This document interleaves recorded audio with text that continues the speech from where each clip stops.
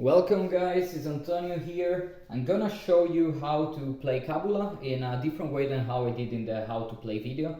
In this case we're just gonna go for an example, and actually this is how I introduce new players to the game. So if you invite people over, they don't need to know everything about the game from the start. You can give them of course a brief overview, but then what I do is usually just to run for 10-15 minutes a small cooperative game in which you get directly into fighting mode, and everybody tries to take on the guardian that we have chosen for the night.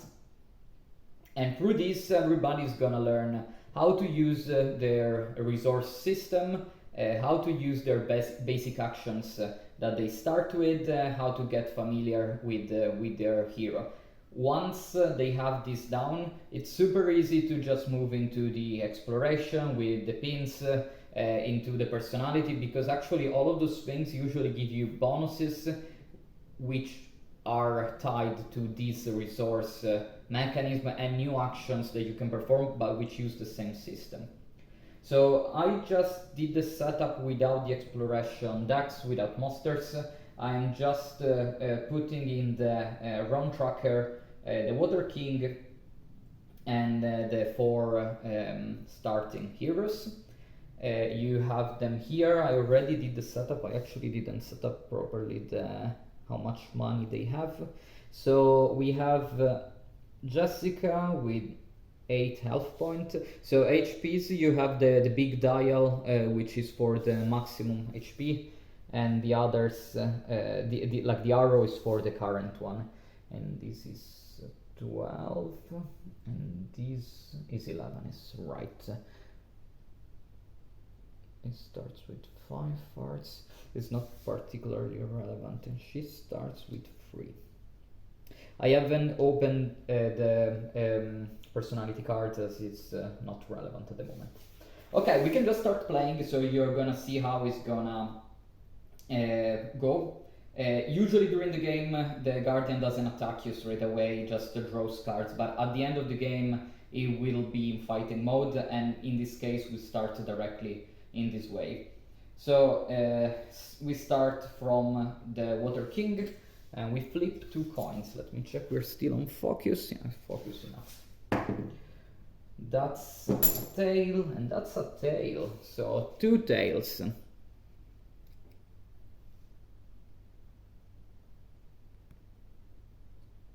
Yeah, I don't know how much you can see. I know this is not a professional setup. This is what I have. So 2 tails, we have a look at the player mat of the Water King, and with 2 tails we have spinning tail.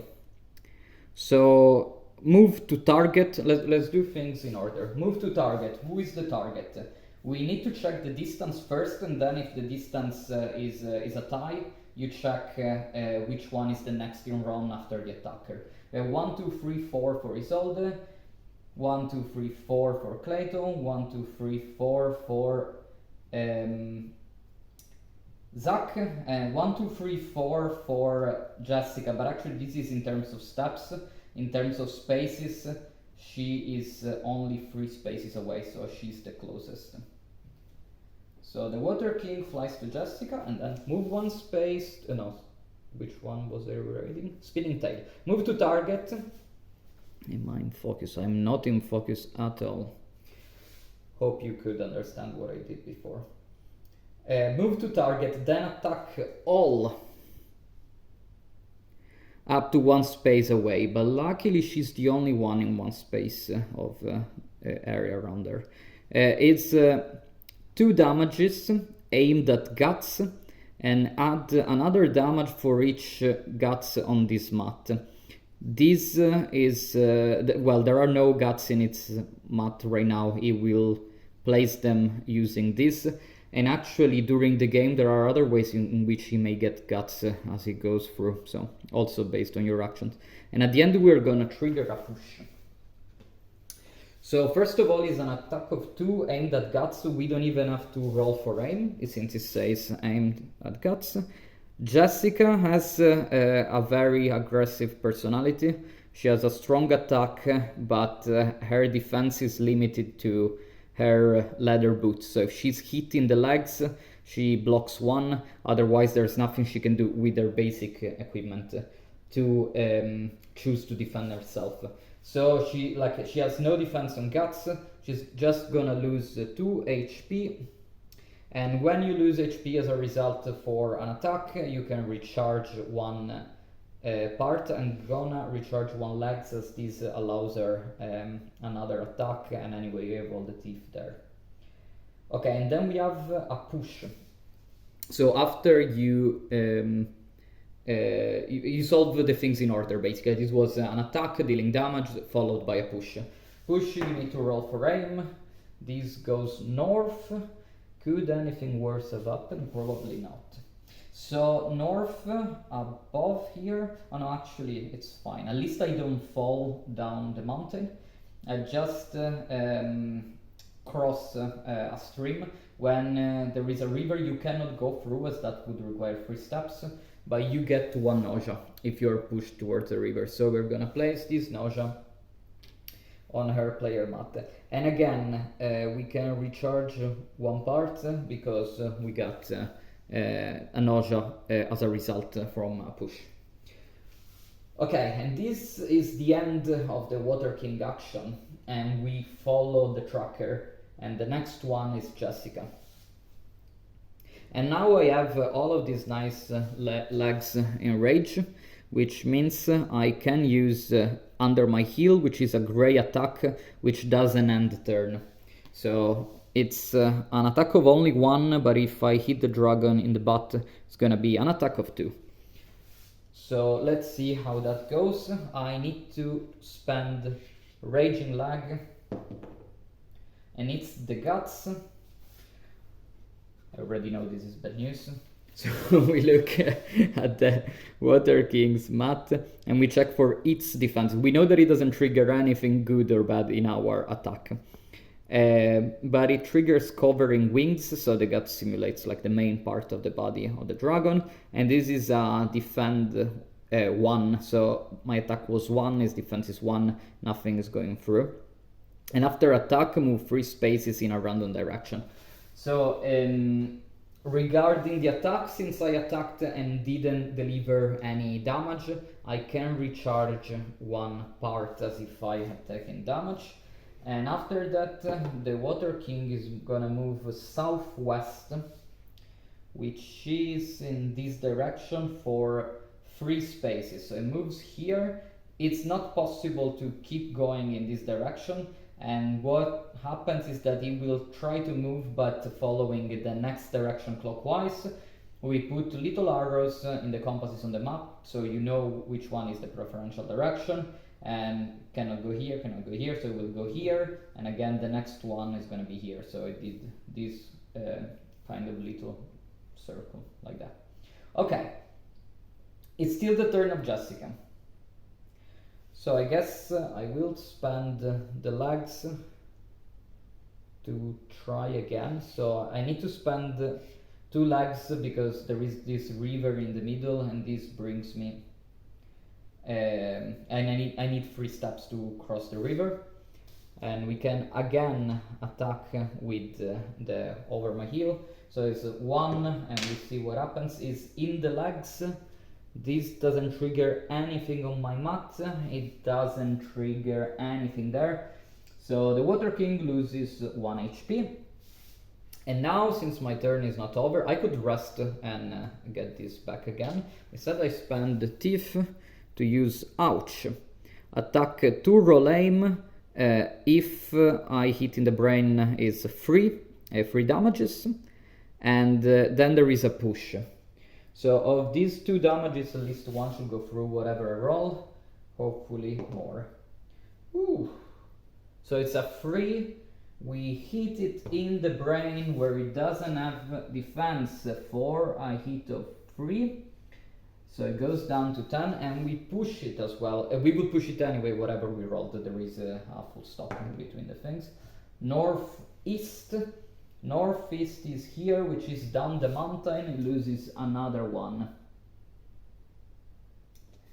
Okay, this was a pretty effective turn, but I don't have many parts to use for the next one.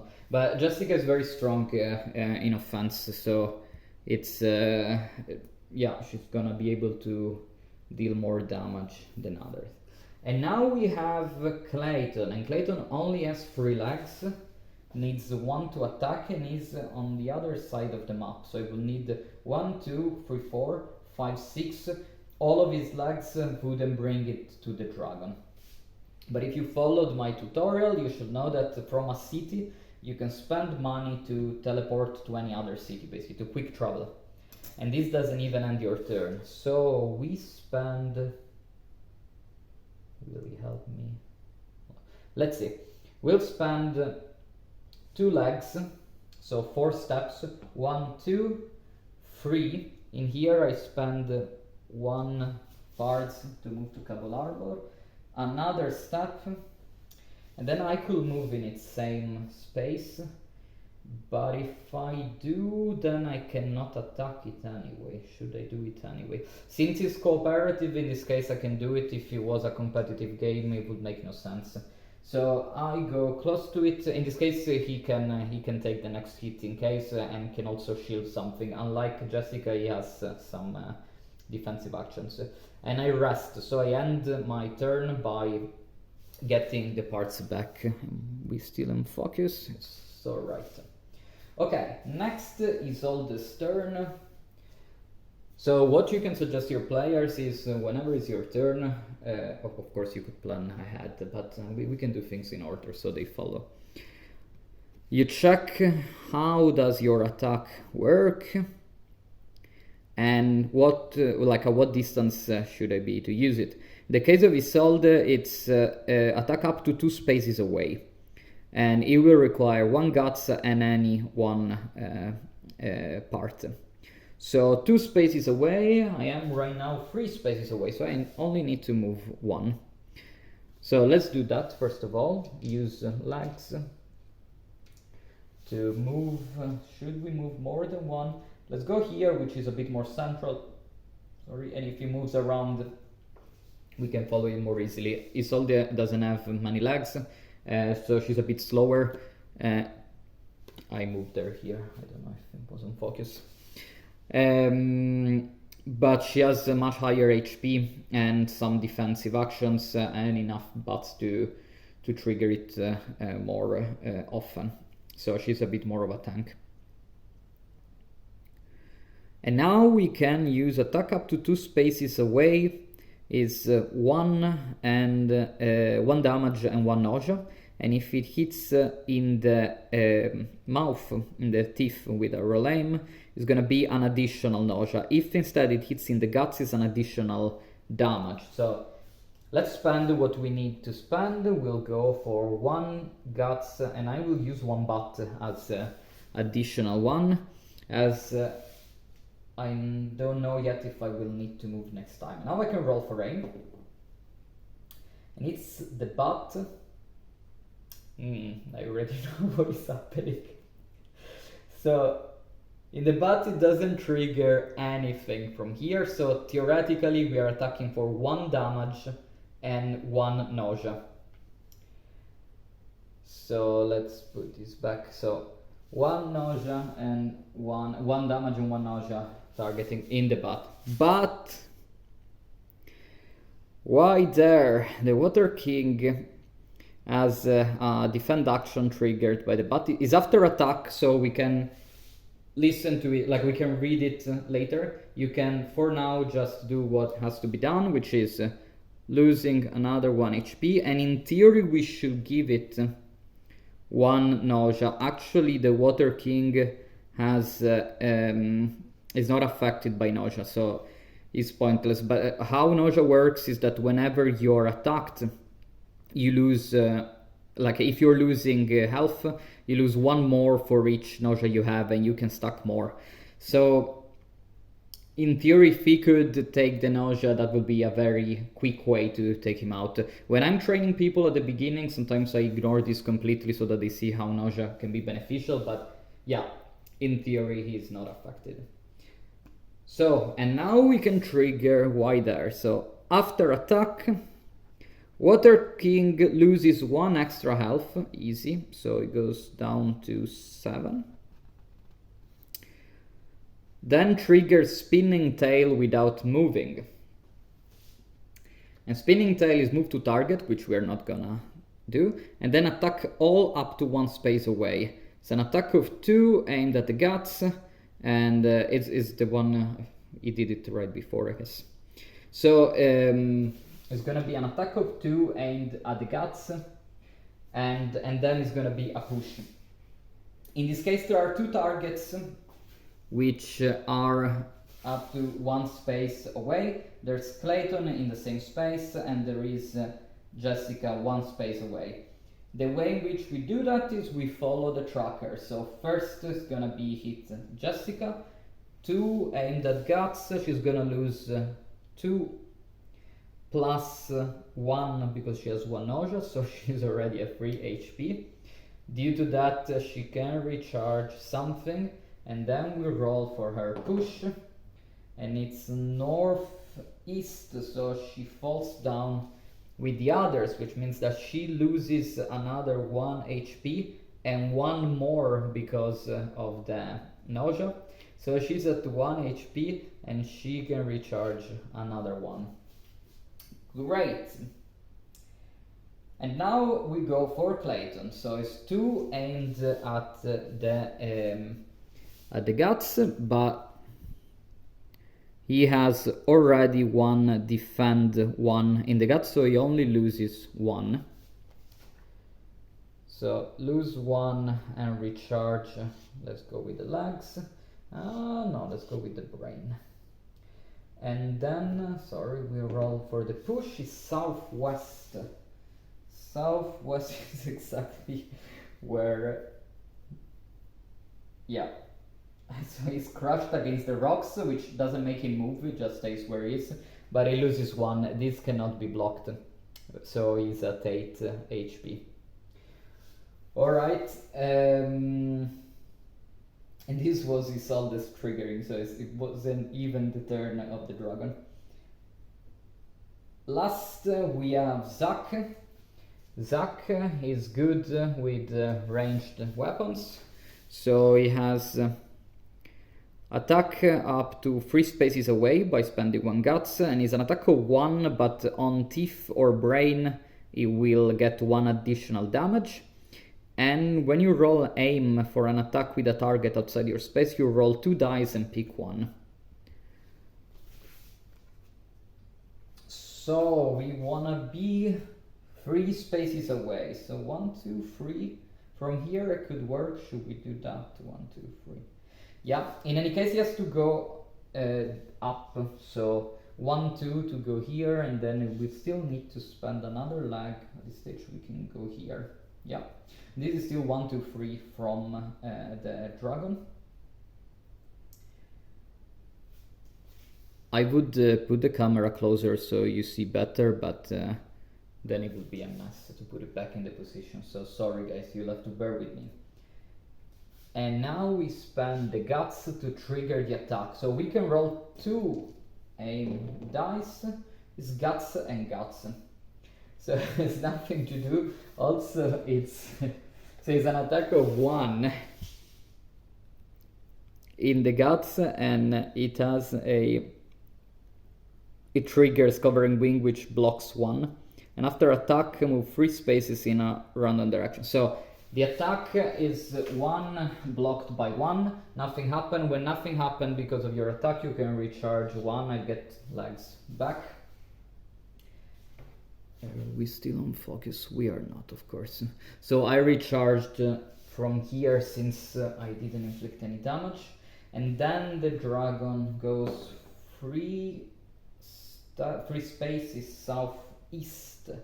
Southeast is in this direction, so 1, 2, and 3, which places Isolde and Zack at equal distance as priority targets over the other two, which may be good for Jessica, although I think that he has an area attack which goes up to 3 spaces away. We'll see. So it's again the turn of the Water King. We can flip. One is head, one is tail. So we're gonna have the Crystal Stalagmites. Move 1 space towards target. Okay, so we have to decide which one is the target between the two. They are equally distant both for spaces and steps, but after the Water King, it's Isolde, the closest. So he will go like here. So when you have a choice between two, you can, although it's when two are equally distanced, this is the shortest path. So yeah, it will go here. Otherwise it goes to the most clockwise, but they need to be equal path. In this case, we have 3-4 steps against the 2 steps of distance. So it makes sense that it goes towards the shortest path to get her. And then move 1 space toward target, we did it. Attack all up to 3 spaces away. I think Jessica may be dead, but let's see. Oh no, potentially she's fine. So, and it's an attack all. So, 1 damage aimed at the legs. And then we would add 1 for each guts on this mat, and afterwards we add 1 guts to this mat. So right now it's an attack of 1 aimed at the legs of everybody up to 3 spaces away. Everybody is within 3 spaces, so we just go in order. And the good thing of poor Jessica is that she has the leather boots in her legs, so if she aims, if the attack aims at her legs, she blocks 1 immediately. Which means that the nausea doesn't trigger, as nausea triggers when you are losing health. You lose, like it makes you lose additional health. So going in order on Jessica, 1 in the legs, nothing happens, totally cool. Clayton, 1 in the legs, he could totally take it, but just to show you, I mean, this is a decision if you maybe can use bats for other things, he can't, so with basic equipment, let's just do it. There's no point in taking pointless damage. So we can spend a bat, even if we weren't used, if you weren't hit in the guts, we can spend a bat to defend 1. And it will cancel aim in case aim was granting any other bonus. So spend bat, nothing happens. And then we go to Isolde. Isolde can use the bat as additional thing to trigger her weapon, and since she may need to use the legs in general, well, not this turn, but why not? Since she has 12 HP, I think the best for her would be to just tank the damage, go to 11, and yeah, get 1 leg back, possibly. 1 leg, no, let's get 1 guts. So potentially she could use her attack twice if she doesn't need to move. You're always free to do these things, and it gives you potential advantages, like if you want to move more, if you want to defend more, if you want to attack more. In this case, since she attacks only with guts, and I'm not sure if she will need to move, so it's fine like this. And finally, Zach could use his placebo block to spend a gut and defend 1, but if he does, he cannot attack. So no reason to do that. I'm gonna lose 1 HP. I'm gonna actually recharge the guts, so in case he can attack later on if it's needed. I mean, I hope to kill it within the next turn, but you never know. Okay, and after this we place the 1 gut on Water King. This you better do it at the beginning because you're gonna forget. I actually usually put it first and then do not count it. you can see that the Water King is gonna get more powerful as time goes by, and usually during the game there are ways in which you may get the guts even before the Kabula is stolen and it starts. Also, usually is only one player trying to kill it, and the others are trying to kill that player to steal the Kabula. But also everybody has cooler weapons and armor, so the balance is quite different at the end, at the beginning of the game. Okay, we have Jessica. She can still attack. Let's do it. So she has legs in rage, which you can use 1 and 2 to generate. So it comes as spending 2 legs, so generate 4 steps. 1, 2, 3, 4. And from here she can use Ouch, which was attack of 2 damages, roll aim, and then the push. If she hits the brain, is gonna get an additional damage. And she hits the brain. So it's an attack of 2 plus 1, 3. He has no defense whatsoever in the brain, so from 7 goes at 4. And there is also a push, which potentially could make it lose another health point, but it doesn't. So it pushes in south, so it goes to the Kabula Sanctuary. End of Jessica's turn. Now it's Clayton, and Clayton, he's here, so we can do 1, 2, 3, 4 steps, so 2 legs to get in the same spot as the Water King, and then can use Poor Doggy, 1 brain and 1 legs, and target spends brain or loses 2 HP. This is a different kind of attack. It doesn't roll any. I'll show you. Doesn't roll any dice. There's is similar to a psychological damage, let's say. So several attacks may ask you to either spend a resource or maybe to spend farts to avoid damage. If you can't, you just take the damage. In the case of a guardian or a monster, you do not spend parts. So if you're asked to spend a brain, we'll just lose 2 HP. So it only has 2. This is not as exciting in terms of rolling dice, but it's kind of sure damage in the sense also that you cannot even be countered, since it is usually aim which triggers the counters in the Guardian and the monsters. Okay, we should be able to finish it by the end of the turn. Now we have Isolde. Isolde can attack without moving with her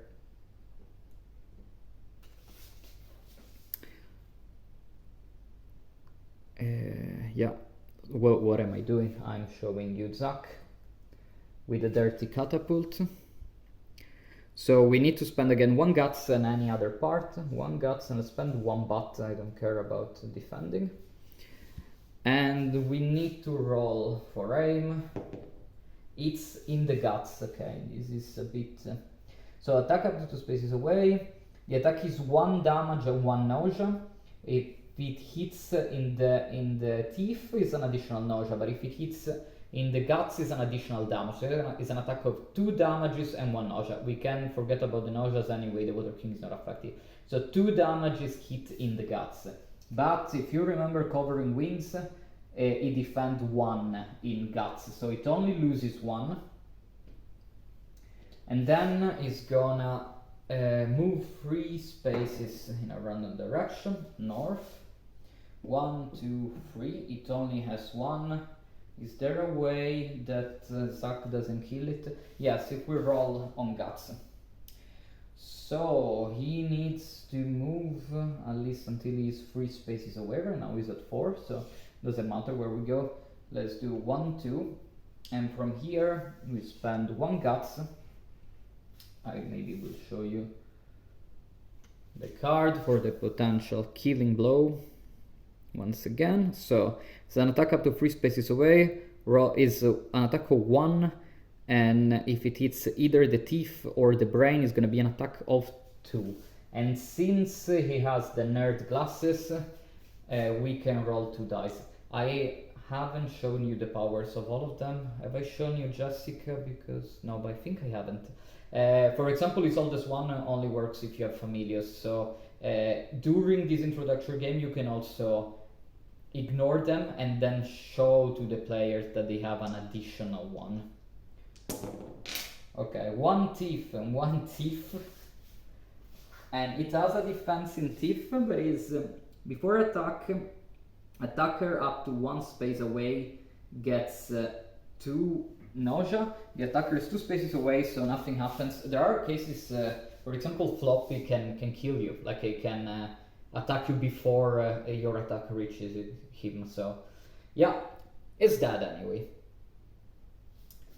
So yeah, this was the tutorial. I don't know if I went too fast, and I don't know how bad. Oh, this is awful. Sorry guys. I will check and I may replace some of the footage with details maybe. This is half an hour, usually shorter when you play it with people, I guess. I probably talk too much. But yeah, I hope this was useful, and I will record another one with a more complex weapon, possibly. And maybe with an automa and something competitive. With a familio. Familios would be good. So I'll try to do that and see how that comes out. See you next time.